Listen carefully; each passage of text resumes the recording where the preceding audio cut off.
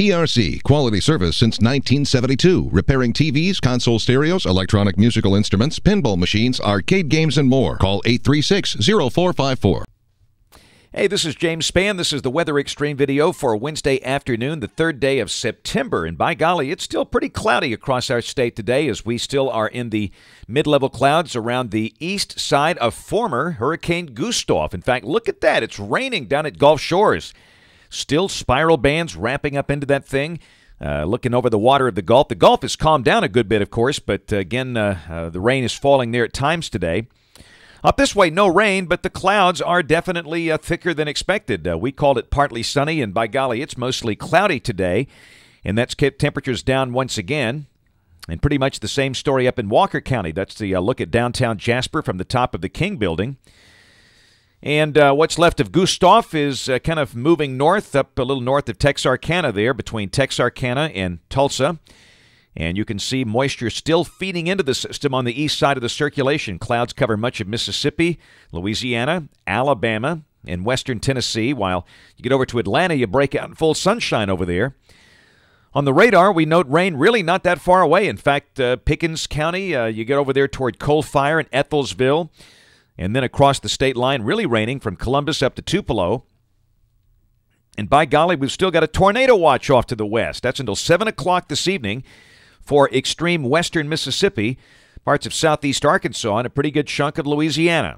It's just been a multiple series of days of tornadoes, the threat at least of tornadoes because of Gustav.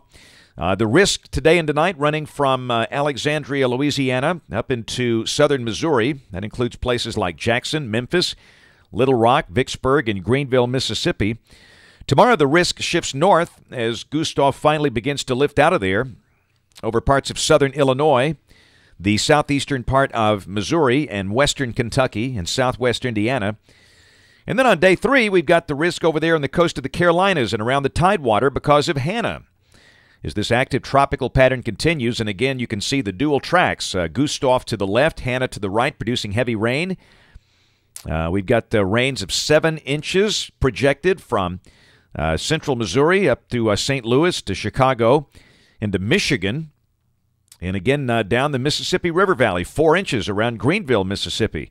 And then off to the east, you've got that big swath of rain from Hannah, which should be running from the coastal plain of North Carolina north. The models are shifting east with that, and more it looks like maybe South Carolina will be out of the heavy rain with that. Let's talk about the tropics. 1, 2, 3, 4 out there. We've got, of course, Gustav is inland, and you've got Hannah, Ike, and Josephine. Let's take them one at a time. There's a look at Hannah. The thing is pretty large.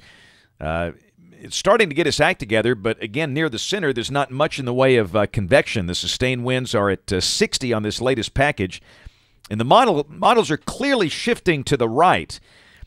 The threat for the Florida coast and the Georgia coast pretty much over.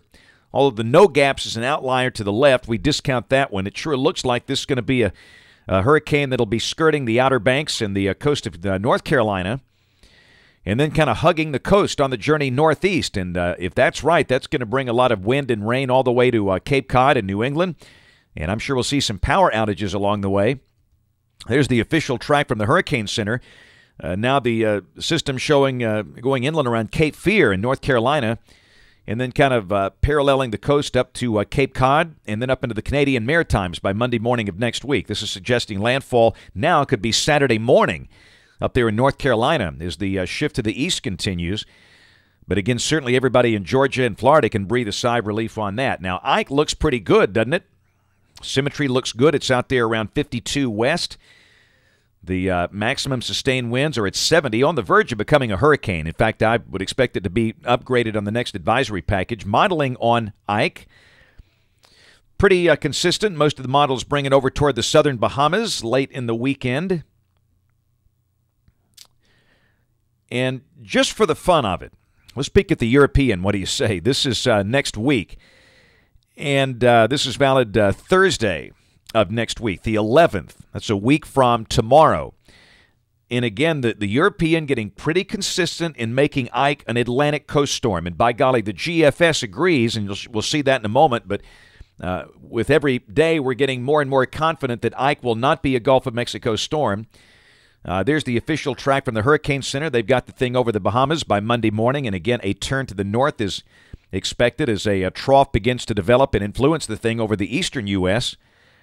And Josephine out there in the eastern Atlantic, chugging along. It's going to be fighting some winds that are not particularly favorable for development, modeling pretty consistent. Brings the thing to the northwest, and also the official track is to the northwest. Monday morning, they've got it in a position where it's it could be a recurving storm, could keep on coming. We just don't know yet. But note that along the entire lifespan there, it's a tropical storm. Let's look at the GFS, the Global Forecast System, tomorrow at 1 o'clock Thursday. A nice trough really northwest of here, and that's going to finally pull Gustav north. At the surface, Gustav is near St. Louis. Hannah is over the Bahamas, and note that moisture axis extending south as Gustav becomes a hybrid system, almost like a cold front coming in here. And it looks like we might need to go ahead and mention a fairly decent chance of showers tomorrow on the western side of the state. And then Friday, that moisture axis kind of sits on top of us. So I think what we're going to do here, and not that it's a big rain event, but we will mention showers tomorrow and Friday, just showers, and just be aware of that. And we note Friday that Hannah is coming up the northbound up toward the Atlantic coast. And then Saturday, notice how the westerlies are getting pretty far to the south now. And again, that trough will, of course, push Hannah northeast. It's not going to bother us. At the surface, Hannah midday Saturday is not too far from Norfolk, Virginia, on the journey northeast. And again, that's going to be pretty wet and windy in through there. I wouldn't be shocked if we had a lot of power outages around Washington, D.C., Baltimore, Atlantic City, Philadelphia, New York City, and Boston this weekend. And we've still got that moisture axis here from Gustav, the old shear axis, if you will. And so Saturday, again, we'll mention scattered showers, and then Sunday we go dry as Hannah is up in New England, or moving up toward the Canadian Maritimes. So, again, just be aware. We'll see some rain showers around the next few days, but Sunday will go dry, and Monday looks dry as well. Here comes Ike. Here comes Ike down there in the lower right. Tuesday, Ike moves up through the Bahamas, beginning to turn more north. We stay dry. Wednesday, Ike is moving due north. On this run, the GFS keeps it well off the coast of the United States, and on Thursday the 11th, Ike is on off into the North Atlantic. Now, remember, at the same time, the European had Ike on the Atlantic coast, around the Outer Banks. But again, both models beginning to tell us that Ike will not be a Gulf storm. No, it's not carved in stone yet, but confidence is growing in that. And then on the 12th, look at the trough to the north. September 12th, nice looking cold front coming down here, and maybe we'll catch some really cool mornings after that.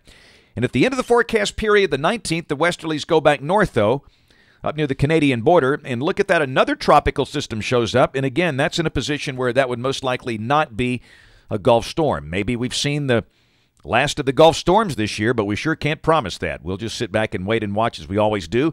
That's it for the Weather Xtreme video this afternoon. We'll have notes on the blog, alabamawx.com. And, of course, we'll invite you to watch us on television this evening, ABC 3340 News at 5, 6, and 10. The next video here will be posted by tomorrow morning, bright and early at 7 o'clock. Thanks for watching. Have a wonderful evening, and God bless.